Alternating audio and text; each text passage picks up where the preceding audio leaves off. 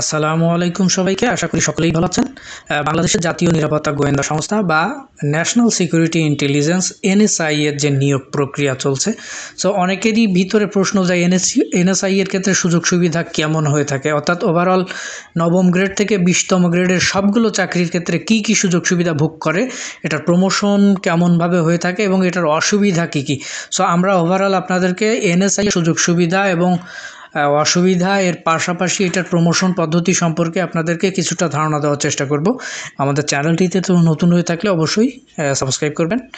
NSI এর সুবিধার কথা বলতে আসলে প্রথমে যে বিষয়টা হচ্ছে, আপনি প্রধানমন্ত্রী বা প্রধান উপদেষ্টার কার্যালয়ের অন্তর্ভুক্ত, সেই হিসাবে কিন্তু আপনাকে সামাজিকভাবে বেশি গ্রহণযোগ্যতা আপনি পাবেন এবং সামাজিক মর্যাদা বেশি বেশি পাবেন আপনি এই জবটার ক্ষেত্রে।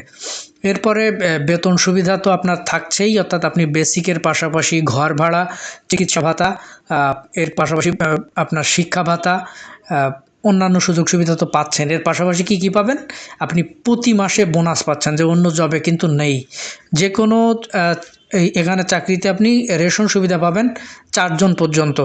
আপনার বিদেশে যাওয়ার সুযোগ সুবিধা তো থাকছেই, ওয়ার্ল্ড ট্যুর এবং ট্রেনিংয়ের কিন্তু সুযোগ সুবিধা অনেক ক্ষেত্রে বিদেশে থাকে, দেশেও থাকে।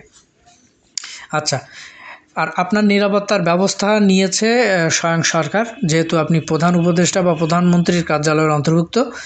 আপনি পরিবহন সুবিধা পাচ্ছেন, অর্থাৎ আপনার জবের ক্ষেত্রে কিন্তু আপনার পরিবহন সুবিধাটা সম্পূর্ণরূপে থাকছে, যেটা অন্য জবের ক্ষেত্রে কিন্তু নেই।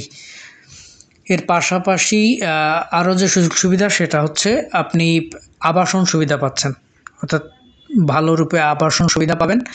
এরপর আপনার ভেরিফিকেশানের দায়িত্ব কিন্তু আপনার উপরেই থাকবে, অর্থাৎ ওভারঅল চাকরি বা অন্যান্য বিভিন্ন ক্ষেত্রে যে ভেরিফিকেশানের দায়িত্ব আপনার উপরে থাকায় আপনার মর্যাদা বা সম্মানটা কিন্তু অন্য পর্যায়ের। আর আসেন এবার একটু অসুবিধার কথা বলি। অসুবিধা বলতে অসুবিধা কিছু নেই, এটার কিছু কিছু বিষয় তো থাকবেই, যেহেতু নিরাপত্তা গোয়েন্দার সংস্থা, সেক্ষেত্রে আপনার এখানে কিন্তু গোপনীয়তা অনেক বেশি থাকে।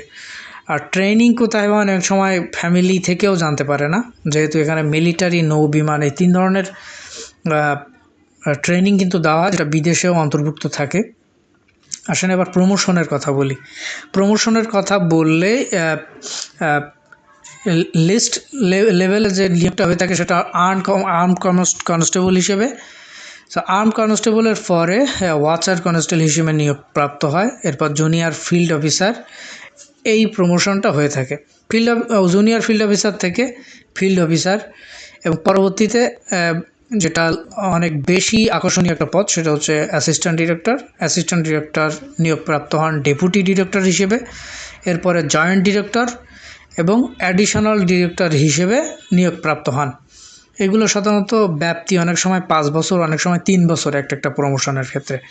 এর পরবর্তীতে উনি ডিরেক্টর হিসেবে নিয়োগপ্রাপ্ত হন এবং অ্যাট লাস্ট সেটার পর্যায়ে হচ্ছে ডিরেক্টর জেনারেল।